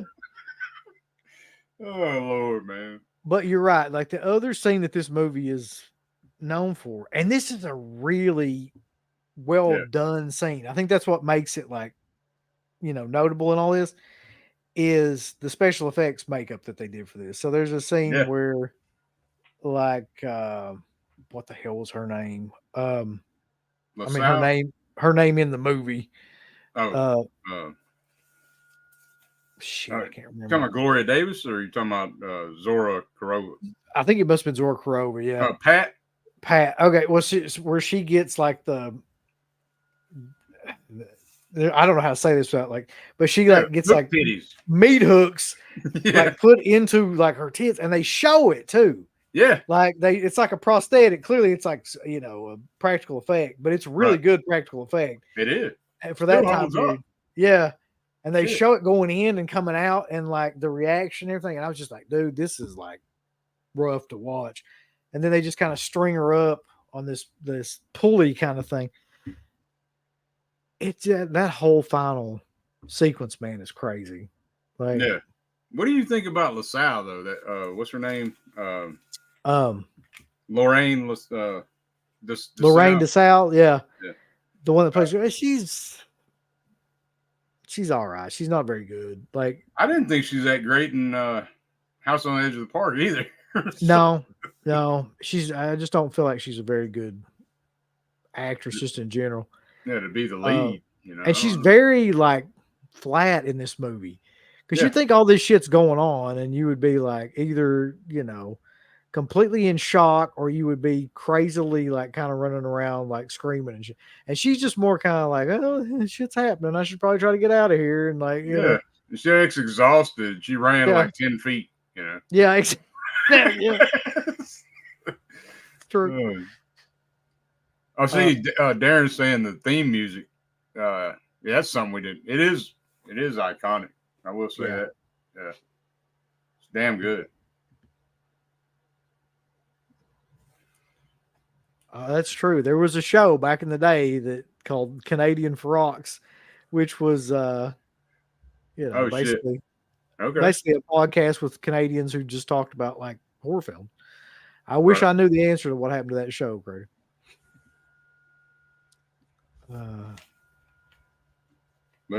So I looked up something on Lenzi. I was reading out of that book, actually, this one here. Yeah. It was saying that every time he was interviewed at his home from somebody, so he staged it like he was staging a scene. So he brought everybody that came to his home. They had to sit on a faded yellow couch, the same one, and they had to sit in a certain spot. And he lit the room a certain way. There ain't no way. Like he turned like the main light off. He had one light on his desk, so he already had it planned out and shit. And then he had like all these he's got all his shit like a shrine around the people, and all these books on the coffee table in front of the people that's interviewing him, like shit that he wrote. And books that are it's like his own little shop or something. Yeah. And then books that were written about him. And then he's got like this one like gold statue of Janet Agron from Eaten Alive, where she's gold. Oh yeah. But yeah, man, I thought that shit was funny as hell. But like, so what we know about Lenzi then is that he was really full of himself, apparently, like really kind of an egomaniac. Yeah, man. And he was great friends with him and Fulci got along great. That makes sense. I mean, in a way, yeah. Yeah. But they're really high intellect, though. They really are. Like both of them. If you listen to them talk and shit, it's like but I had a quote from somebody. They said, what was it? Damn it. Sorry. I was trying to find this one. Umberto loved only himself in films. More films than himself. God. That was from Franco Rossetti. He was a director as well. But I could see it. I mean, yeah. But I mean, the thing about it is whatever they say about this guy and how everybody was, he was talented. I mean, he did, like you said, so many different movies, so many different styles of movies. You can't do that unless you have some talent. Like, there's no way you're gonna get away with doing all that. Like, and pulling it off as well as he did too. Now, towards the end, I think with some of that shit, he was getting like he was just doing stuff to be doing. Pay for hire. Like, yeah. But I mean, in the early movies, like Almost Human and like the Jallies and stuff that he was doing, like he has some clear talent for this stuff. There's no doubt. It's hilarious to listen to it, like, because he's got some interviews are in English. He's kind of like Martino in that way. Yeah, because Martino does that too. Because a lot of times I want to listen to interviews, or I'm not trying to do Wikipedia shit. You know what I mean? Right. I'd rather hear it from their mouth what they're saying, and but it's weird. Like, why do they do some in English and then you know, I don't know. Well, I tell you a good example that Wes was telling me about this recently is that Sylvia Colatina that we did the interview with. She's got an interview on some. I think it's that Great Alligator movie where they have her do the interview in Italian. It's like she speaks really good English. We did an Oh interview yeah, with her. It's like, she did. why I the fuck listened to would that. you? That was Why a would good you one. have her do it in like Italian? I couldn't figure that out. I don't know. I got one from Lenzi too. He says, "I've done a lot of entertaining films, but only a handful of genuinely good films. A couple of great films, but I hope there is something to be appreciated in all of them. I believe in what I did, and I've always tried to surprise and respect my audience." So He definitely surprised me in several of these films. hell yeah, man. It is crazy though, but the Policio Tesco, man, is where it's at for me. I can't wait to get that set though, because like I that's not a subgenre that I ever really was into or anything. Yeah. And I think after watching that one, I'm excited to see like what else is in that. Yeah. That's high tier though. Just keep that in mind. The Almost Human. I'm not Yeah. saying that none of the others aren't good, because there's this other actor, Maurizio Merli. He's like a one note kind of actor, but he does it really well. He's kind of like, but he's like a police officer most of the time, all the time. But he's going around beating the shit out of people, you know. But he's in some of the films with Million, and they hated each other too. So, well, but, you see it in the film too. But apparently, he's pretty easy to hate. Yeah. But yeah, he kind of looks like Franco Nero in a way. Yeah. Yeah. But so there's a couple questions here, which are actually really good questions. Mick Horror wants to know, what is y'all's most watched giallo that you revisit the most? Damn. For me, it's probably Your Vice. There's a lot of room, and I only have the key. It's my favorite one though. So I don't know what I would say is my favorite now, but I do know there was a period of time there where I watched Cat of Nine Tails like every day. Damn. I watched it like every day for like a month. That's one that I haven't watched as much. I need to watch it. I need to watch it some more. But I think the beginning of that movie is brilliant, and I watched it so many times that like I burnt myself out on it. But like I just think it's great. And people, for some reason, that movie people don't like it as much as his other. Right. It's the least favorite of the Animal trilogy, you know? Yeah, but I think that the first 25, 30 minutes of that movie is as good as anything I've seen. So, yeah. I like it. And then I like most of all. Well, I can't say that. Argento, man, he made 21 films. I probably like 10 of them. Yeah. But there's some. Well, I mean, he made a lot of shit there, especially towards the end. Yeah. I haven't watched 5 Days. That's the only one I've never watched of his. Did you watch that one? 5 Days. I don't think so. No. It's like a drama comedy that he did or something. No. Okay. Let's see. Did Eyeball ever get an American DVD? That is a good fucking question. I know there was a German release of it, I think. It says here the film was released on DVD by Sinister Film on January 1st, 2014, and 88 Films released it on Blu-ray on August of 2018. Those are the only 2 releases it's got listed. Yeah, did you see Fat Pig the Conqueror says Merle was the discount Franco Nero? Franco Nero. Yeah, he was. But he's good, man, for what he does in these movies. He's in like shit.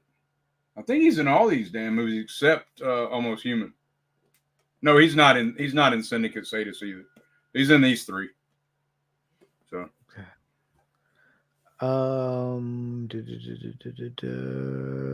Colt says he likes Cat better than Four Flies. I like Four Flies the most of the 3. I love Four Flies too. Most people like Bird with Crystal Plumage the most. I need to check out Cat again. It's been a while. So. Cole says he's got this. Would be awesome to have Eyeball on VHS from Prism. Jesus. Okay. That's got to be rare. Yeah. Matt says, while I'm at it, I need to get the Years of Lead set from Arrow 2. Yeah, that's some more Policio. I got it. I haven't cracked it open, but Darren has, and he liked what he's seen. I think he watched all of them. I think he liked them. So. Well, the good news is those are fairly cheap now because they went on sale different places. Have you seen Fulci's Contraband?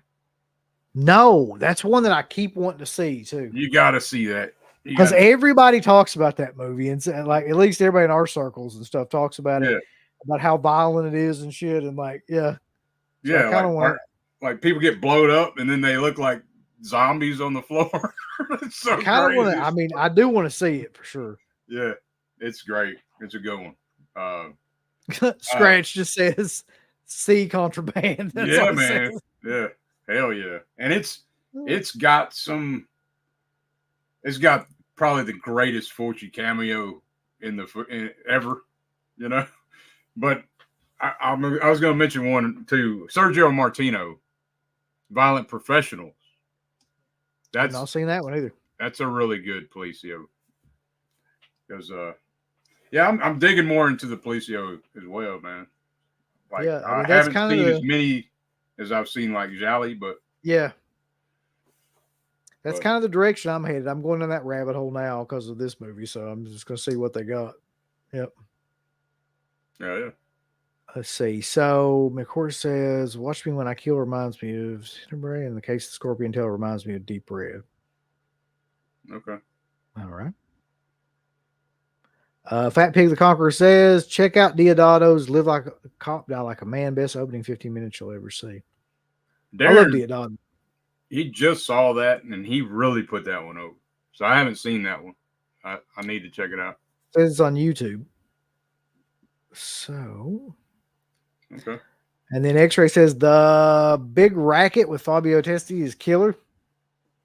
Okay. I haven't seen that one either. No. Violent Naples. Violent Naples. Yeah. Is a good one. Yep. That's really on good. there too. I have seen this one, Suspicious Death of a Minor. Oh yeah. Yeah. I think that's an underrated Martino for sure. Yep. Not a minor like a coal miner either. No. That'd be a killer movie. Suspicious Death of a Minor. Yeah. Let's see. I'm not sure which one he's talking about here, but Scratches, the opening to that is awesome. Killer bike stunts. Okay. Talking about the Big Wreck? No. I'm not sure. He'll tell us here in a sec. Nope. But yeah, as we get into this, like, that's what I was saying. Like, this is why, like, I enjoy doing shows like this because I did the Lenzi show, I wanted to, get pick a different style of movie that he did for each one of them, right? Yeah. So, like, you got the Giallo, you got the Polizoteca, you got the cannibal film, you got the zombie or infected person film, whatever you want to call it. Yeah. So, in doing that, like, I found out that the one that I liked the most was one that I had no idea even anything about, which was the Almost Human. So now, like I said, I'm going to go down that rabbit hole, and hopefully other people watching this will go down and find something that they want to do that with too. Cause like, I feel like it's worth it, especially for stuff you haven't seen, as we watch as many films as we do. It's rare you see something that really like catches your attention like that did for me. Well, let me ask you, what did you give Almost Human, like out of 10? Oh shit.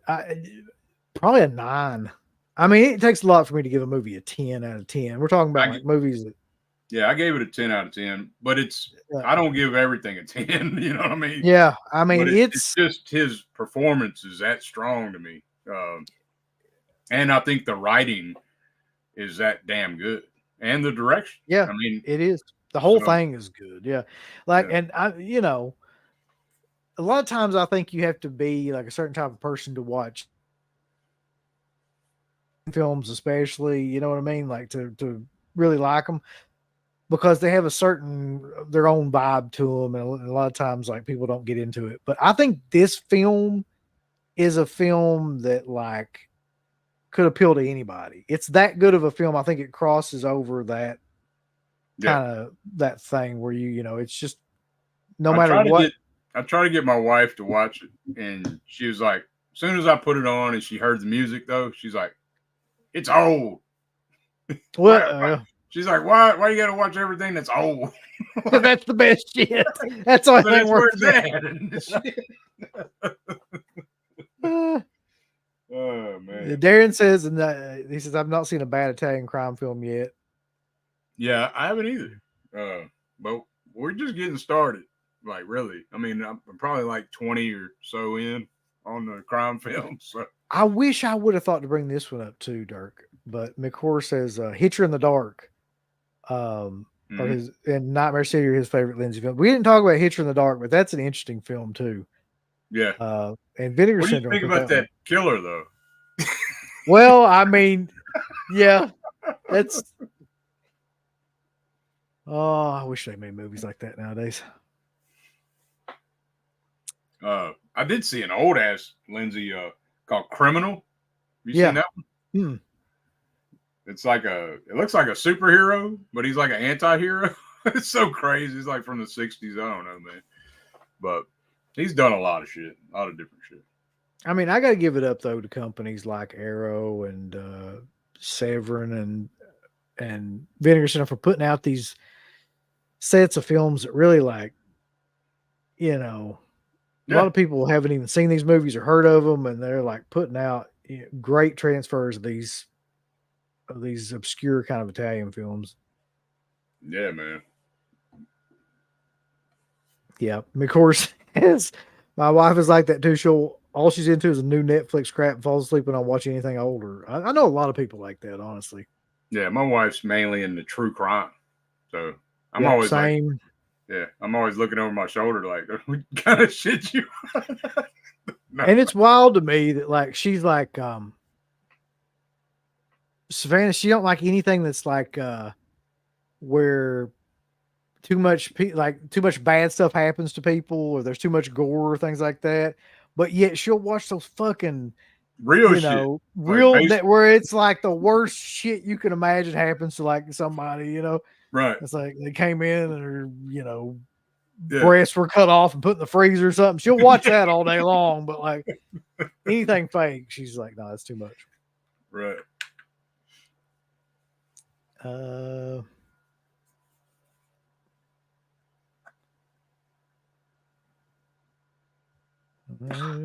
Cauldron is putting, I didn't know this.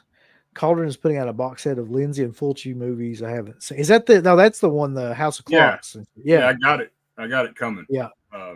It's House of Doom. Houses of Doom. That's going to go out. I know that's going to go out like pretty quick. Oh God, my girlfriend fell asleep during Dawn of the Dead. Yeah. We've talked about that before. I don't want to go on to that. I call it Yawn of the Dead. Yeah. But not. Let's see. If I got to watch it, though, I will say I watched the Argento cut with Dawn. Darren says, I recommend you see Syndicate Sadist next. Well, I'll be able to do that soon. Yeah, Tomas Milian is actually a good guy in that one. So wow, you get to see a whole different. Yeah, that would be an interesting thing to see. Yeah, whole completely different character change. Yeah. Let's see. What is he saying here? Chris C says, Hitcher in the Dark, I love, but Lenzi had a problem with the ending and Eyeball and Orgasmo are great.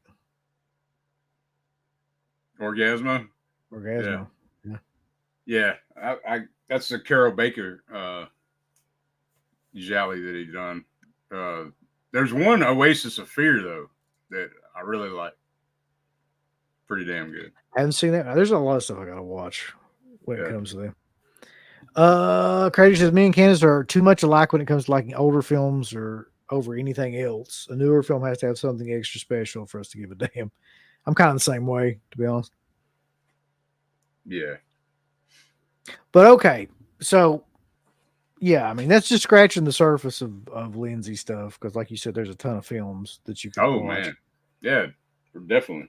Do you have any other recommendations, Dirk, like of the stuff of his that you've seen, like that you would point to and be like, you should definitely watch this?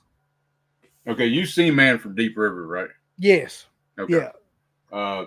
Seven. You've seen Seven Blood Saint Orchids. Yep. Got Okay. that one. Okay. Which I think is great too. I would recommend that one too for anybody that's Let's see. Let's see. Because we did it. This was like a little while back. We did a top 10. I think that list would change now. Like, because after seeing many more. Yeah. Trying to think off the top of the head. Violent Naples. That's a high recommend. Violent Naples. And in that set that you got coming, Syndicate Sadist, I'd recommend that one. Let's see. Anybody else? Darren, you got any recs? Darren says Spasmo. Spasmo, yeah, definitely, yeah. And Oasis of Fear, you might dig. It's an early giallo, but I don't know if you like those type of giallo though. It's like what they call the sexy giallo, you know. I'll be honest with you, like I didn't realize how many different subgenres of giallos there were, but like there are some where they bore the piss out of me. I don't think I'm a huge fan of sexy giallos either. If you're talking about like the erotic kind of the later 60s giallo, yeah, I don't think that's my bag. Yeah. Okay. Yeah. But let's see, Ghost House, I forgot about too. Yeah, Ghost House. Ghost House is silly, fun. You know. I remember Ghost House. Yeah. Yeah. Because it's kind of hard to forget. Right. That damn pea brain. What's that?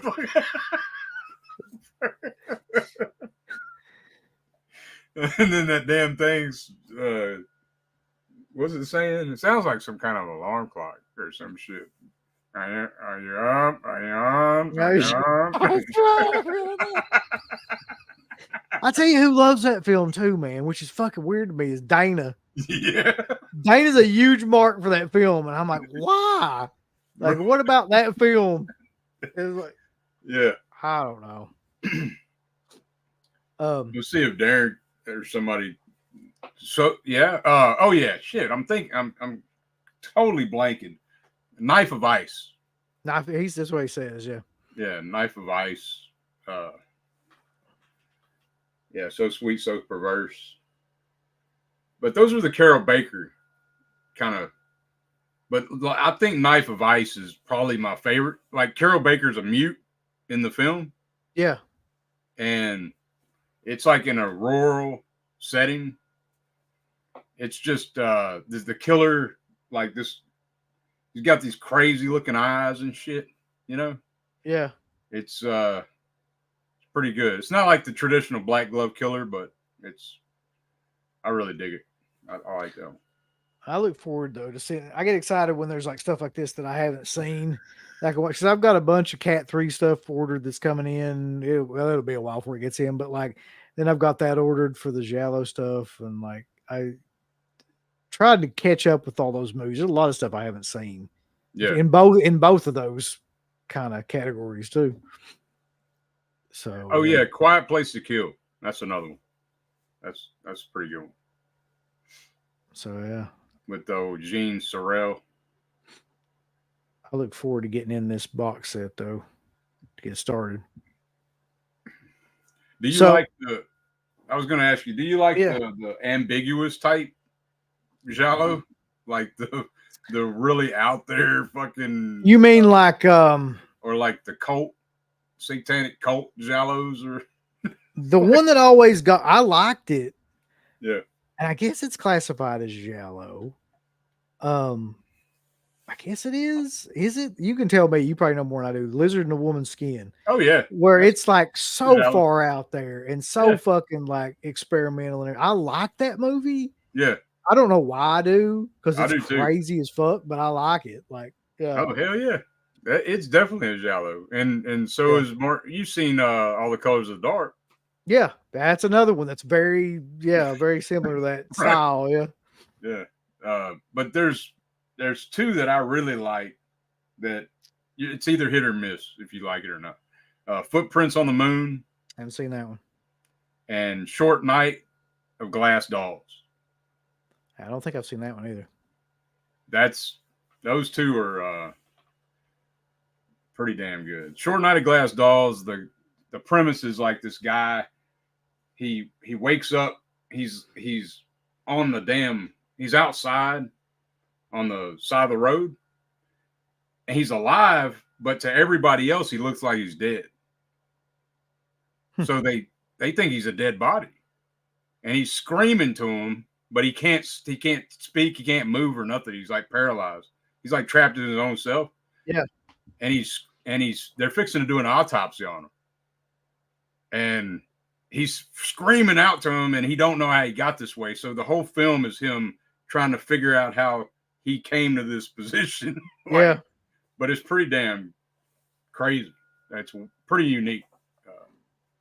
Well, I'm a big fan of crazy movies. I'm also a big fan of movies that don't make any sense, like non-linear kind of movies where, yeah. So I like the acid style kind of movies in a lot of these cases too. But I also like, that's why I think I like Argento so much, is because he combines like the visual stuff, like the crazy ass visual stuff, with like a lot of really good plots too. Rat Hammer, yes, that is one of the ones that I've got coming in. I can tell you right now what I've got coming in terms of the Cat 3 stuff. I've got Run and Kill, Red to Kill, Scissor Penis, Fatal Termination. Scissor Penis, I swear to God, that's the name of it. And there's one other one too. Can't think of it, but yeah. A lot of crazy shit like that coming in. I'm a fan of the crazy stuff. Let's see. Scratch Says All the Colors of the Dark is awesome. Yeah. Yeah, you guys, I think it took me multiple watches to really appreciate that one. I mean, I liked it from the first time, but big time inspired from like Rosemary's Baby, Oh, yeah. Rat Hammer says Run and Kill and Scissor Penis are wild. I've seen Run and Kill, and the ending of that movie is as crazy as anything I've ever seen. So, yeah, I can imagine what Scissor Penis will be like. What are my thoughts on Stendhal Syndrome? I like that movie. Yeah. I think it took me like 3 watches to love it. Yeah, it's first time I hated it. I ain't gonna lie, I fucking hated it first time. I was like, what the fuck is this? Crazy plot. It's a great plot, but a crazy plot. What the plot is that this woman gets fucking combobulated around fine art. Like, that's the plot of the movie. She gets all crazy and shit when she's around like really like intense paintings and things like that. Yeah. I found out that's a real thing. That's a thing, yeah. I didn't know that was a real thing. And I was like, either. Dario Argento, he said it happened to him. Dario Argento's fucking weird though, man. Like, he's a fucking. Did you watch that interview that he did recently? The one on Shudder? I started to watch it. The Panic. Yeah. So I could see that happening with him. Yeah, I love Stendhal now. I don't like the CGI in it, but I overlook that bullshit, whatever. But yeah. See, so he says, Scratch says, your boy Poopy's The House with the Laughing Windows is recommended. Yeah, it is. Like, I don't know if it's a rural setting, giallo as well, and I know you got to read it, but yeah, I'm fine with that. I'm not as bad as Wes, where I don't want to read nothing. Like, But no, it's a masterpiece. I think I really do, man. It's so creepy as hell. Have you seen it? No, seen it? no, Oh but man, that's why I bought that. That's part of the reason why. Isn't it in that set? Is it in that set? what's that? The House of Doom shit. Is that one of the No, ones no, in no, the set? no. Okay. It's not in that one. That's Poopy Avati. Oh, he's talking about my boy Poopy, as in Poopy of. Okay. Yeah. Poopy Avati's House with Laughing Windows. But that's getting a 4K soon. So supposedly, what I'm hearing. I don't know if that's a rumor, but you can get the Blu-ray. It's got a Shameless. That's the one I got. It's a Shameless. So Red Hammer wants to know something, Dirk. He says, I want to ask whether the Bloodstained Shadow was any good. Yeah, I like it. It's not the best, but I like it. It's like a gothic type giallo, you know. Got the whole gothic kind of setting, kind of deal going on. Listen, we need to do a series of shows that breaks down all the different, or you guys need to do a series of shows that breaks down all the different subgenres of giallo. Right. We're just like, yeah, we can get this shit straight. Yeah, I just started thinking about that the other day when we was covering the Three Martinos. They were completely different. All three of them were. But oh yeah, I mean his films were the ones that I've seen are fucking wildly different. Yeah. Crater says, what are your thoughts on Barbara Crampton being named producer for the Tourist Trap remake? I mean, I love Babs Crampton, so I'm fine with it. Yeah, I didn't even know about that. Damn. Okay. I just hope they don't put her in something shitty. You know what I mean? Like, that's true. But she's great. Will. She's great, no matter what. So. Did you miss the Nightmare Beach talk? No, we talked about it somewhat, but like, didn't really go into detail with it. Oh yeah, yeah. Jackson Jack wants me to page his family because he can't find them, so they'll come to the front of the store. I'll do that. So, okay, I think we've gone off the rails enough. I want to thank, man, there's a ton of people in here watching this. This is probably the most I think I've had on here overall. Okay. For one of these Tour of Italy shows. So I don't know like what that's about, but I appreciate everybody for coming on here and like hanging out. I just realized you got that's a killer ass shirt, man. The Tourist Trap shirt? Yeah. I just got this one. The burial shit. That's killer. Got this shit in too. I'm gonna show that. Oh, you got the Peter Parker fucking pillow. Severin might be one of the greatest companies at doing shit like that ever. Hey, this is pretty good quality, man. This thing. I mean, it is. It zips up and everything. Their stuff is usually pretty good, except for my fucking dick demon, but it's a whole other story. But the rest of it is usually pretty good quality. I know you got this thing, huh? Yeah. The psychic. yeah. They have the best kind of like whatever you call that, like novelty kind of shit that they put out with the movies. The Spinel doll, the plushie and everything. Yeah. Everybody was putting it over. So I didn't get one, but I mean it's actually really good. I gotta give them credit like for the quality of it. They're up in their game, man. I think. But thanks to Dirk, guys. I mean, he knows way more about this shit than I do, so I'm glad to have you on here, Dirk. I'm still learning too, man. But it's fun, you know. Yeah, well, that's like McCord was saying. Y'all need to do more giallo shows. I'm just getting into them and need a recommendation. Well, you guys do giallo shows all the fucking time, so pretty much what we do. Yeah. Yeah. So, I mean, if you're talking about DEADPIT, then you need to just watch Dirk and Darren shit, and like that'll be all the giallo stuff that you need right there.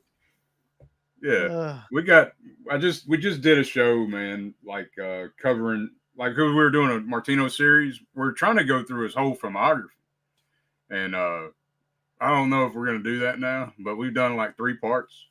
And, so the last one we did was like, well, we got to do the bangers because we haven't done them yet, and because we were covering shit probably nobody'd ever heard of, and like, but we come up on Torso and Your Vice and All the Colors of the Dark. And so that's the most recent one that we did. So. Which all those are great. Oh, yeah. Yeah. Are we gonna have Steve on here to talk about Killers and Black Ghosts because he gets off on those? Maybe we will at some point. I don't. Steve can't do anything past 7 o'clock. I don't think so. Right. No. Yeah. Maybe earlier on a Sunday, especially on a Sunday. Yeah. I noticed you guys do streams at like 10, 11 a.m. Like Steve's like, he's got to be the reason for that. He's like, yeah. Yeah, the Eurocult. We're on a Fulci train on the Eurocult right now. We just covered this one, which I had never seen. Perversion Story. I haven't seen that one either. That's Fulci's first giallo. Well, how was it? I dug it, man. I gave it a. I think I gave it a 6 out of 10. Yeah, so it's not like what you think. Like, I mean, it's a lot of nudity in it, though. So. People when I think about Fulci, I think about all those movies that came later. But he did some really good giallos. Like he really did. Like I don't know if people are aware of that, but he did one. Have you seen For the Apocalypse? The Western he done? No. Oh man, I'm sure I've seen any of those Italian guys westerns like that. Come think of. That's amazing. In my opinion, that's an amazing ass film. And one I just recently watched, Beatrice Cenci. It's like a period piece film from Fulci, but it's based on a true story. And it's from like 1969. And it was like, man, it's got Thomas Millian in it. Well, it's bound to be halfway decent. Yeah, he did 3 with Fulci. I know I'm rambling. Sorry, man. No, that's fine. No, I mean, like a lot of the stuff like that. Like I just never watched. But that's the thing. I know these guys were like they all did this. By the way, all these Italian directors usually had multiple genres they did movies in, and like I'm sure they're all good. Except Argento. That's true, I guess. Yeah, he was more just horror. Well, he did 5 days. I mean, yeah, it's the only one I think. Yeah, right. Besides horror, or I'm trying to think if he did anything or even tried to do anything after. He probably did because that movie flopped so hard. He's probably like, no, I'm not doing that again. Yeah. So before we go, ahead. Last question, I guess. What are the top 3 Lenzi films you'd recommend? Gun to your head, like what would be the ones you'd be like, okay, these are the ones you have to watch? Okay. I'm gonna say probably because of nostalgia. Cannibal Ferox has got to be in that. Almost Human, definitely. I think. Damn, it's hard though because he has so many damn movies. He did, yeah. I mean, let's see. I wish I would have had his filmography with me. Look at it. I can read it off to you. It'd take about 20 minutes, but hold on. Yeah. Okay. So Orgasmo, So Sweet, So Perverse, A Quiet Place to Kill, Gang War in Milan, Almost Human, Spasmo, Manhunt in the City, Syndicate Sadist, Rome, Armed to the Teeth, Freehand for a Tough Cop, Violent Naples, Brothers Till We Die, The Cynic, The Rat, The Fist, Eaten Alive, Cannibal Ferox, Iron Master, Ghost House, Hitcher in the Dark, and Demonia 3. That's a lot. I'd go with I'd say Violent Naples, man, in there. I really think his Policio is stronger than his giallo. And that's the thing. Like, I hate to give this recommendations for me because I haven't seen a lot of those, and I'm about willing to bet that they are some of the better ones. But I can go ahead and tell you right now, my number one recommendation right now would definitely be Almost Human. Like, that of any of these that I've seen of his, that one is like great. It's and like you said, Cannibal Ferox, because if you've never seen Cannibal Ferox, which I can't imagine that many people haven't, but if for some reason, it's hard to recommend that to everybody.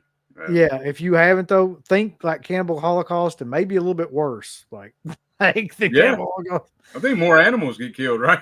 Yeah, I mean it's pretty tough to watch. And then it's tough from there though. I like Nightmare Beach and Knife of Ice is good too, though. It's hard. Yeah. But any of the other ones like that we talked about, like It depends on what you like too. Like Nightmare City would be if you like cheesy kind of shit. Yeah. Hitcher in the Dark is more exploitation kind of shit. That's like mid 80s, right? Let's see. Yeah, it came out in 89. Oh, late 80s. Okay. Yeah. If you like the Giallos and stuff, I mean, he did a couple of those. So. Yeah, the Carol Baker stuff and no shit, I'm tripping, man. Seven Bloodstained Orchids has got to be in my top 3, no doubt about it. Seven Bloodstained Orchids, Man from Deep River. To me, this is his best cannibal film. Yeah, in my opinion. Like you see somebody, what the fuck happened? This guy dies, so they burn the husband in the tribe. Do you remember that shit? No, it's been forever since I saw that movie. They burn the guy. You don't see none of that. I don't think you do. But in the ashes, like she has to find another husband, right? Yeah. So to sanctify their marriage or whatever, she has to screw her new husband in her old husband's ashes. Ah, fuck! In this fucking movie. That's about as hardcore as it gets right there, boy. Yeah. But yeah, Man from Deep River, check it out. Yeah. And if you like Giallos, I think that, like you said, either one of those movies to me is really, really good. Seven Bloodstained Orchids and Eyeball, like both of them, I like a lot. Yeah. Spasmo's good too. That's weird. I have to watch that one too. It's weird. It's a weird one. There's some mannequin shit in it. Well, they gotta have mannequin shit in there. Come on. Yeah. But, so, trying to think of stuff that we got coming up, and I never can because I never know what the fuck's going on. So just stay tuned to this channel and check out Into the Dead Pit on Instagram. Check out shop.deadpit.com and then check out just the deadpit.com website, and we'll figure out what's going on here soon. I'm sure we'll have more shows and stuff announced. Well, we got that. We're supposed to have that damn Killer Kid show, but Slippy won't ever return a text, so we don't know what the fuck's going on with that. We pissed him off somehow, I think, talking about Trick or Treat, but we may have to respin the wheel. I don't know what's going on. Oh shit! Dirk, what do you got? That. Yeah, that was supposed to be kind of already in the bag, but we ain't heard shit. What do you got coming up though? You and the Euro folk. Yeah, like I said, we're doing another An Hour to Kill. We were covering the Coffin Joe set. Those are some crazy ass movies. I never could get into those movies. I tried. I just could not do it. Have you seen the first two though? I saw them, several of them back in the day, like when they were on DVD and everything. Yeah. At midnight, I take your soul. Yeah. Okay. Yeah. So I'm trying to remember what the hell we do got coming up. The next one, I'm not sure yet. Me and Darren. But yeah, next Saturday we'll be doing something. Darren might tell me. My mind's blank right at the moment. I know we were talking about doing this eventually though. This is Mario. This is supposed to be Mario Baba's last. What he did, like made for TV stuff, but I still want to check it out. I still haven't checked it out. Cool. But, so somebody asked if I almost bought this book, but didn't. The Sweetest Taboo about child deaths on film. I thought that was like an interesting idea for a book. Yeah. But no, I've not got that. But check us out sometime. Check out Eurocult, and Dirk always is doing a show. Always good shows on Giallos and just about anything Italian, really. Yeah. I appreciate it, man. Yeah, appreciate you having me on, man. Anytime. Just holler at me. Yeah. And until next time, I will see you guys later. We are out of here. Give us the thumbs up. Up you butt. Like, subscribe. And if you subscribe, here's something else you can do. Once you subscribe, you can click the bell notification, right? and it'll notify you anytime that Dead Pit puts up new shit. Or don't. I really don't give a fuck. I want you to. I want you to. I don't care. Let's keep our community growing here on YouTube. I don't like it. I don't want you to do nothing. Listen, they need to do that, pal. No, don't you dare touch it. Thumbs up. Subscribe. And click that bell. There's all kinds of wonderful shirts over at shop.deadpit.com. Simply the best horror shirts. On TeePublic, there are others, but they all suck. You can get some Dead Pit Radio shirts. You can get Last South on the Left. The Hills Have Eyes. Texas Chainsaw. Oh, wait, you can't say Texas Chainsaw. All kinds of shirts, folks. You're gonna love them. Shop.deadpit.com. Thank you to all of our supporters on Patreon. Dead Pit on Patreon.com is the only place to check out a complete archive of the old Dead Pit radio shows all the way back from 2005 on, in addition to the midweek shows, fan commentaries, exclusive podcasts, and much more. Dead Pit on Patreon.com if you're interested. Tiers start at only $1.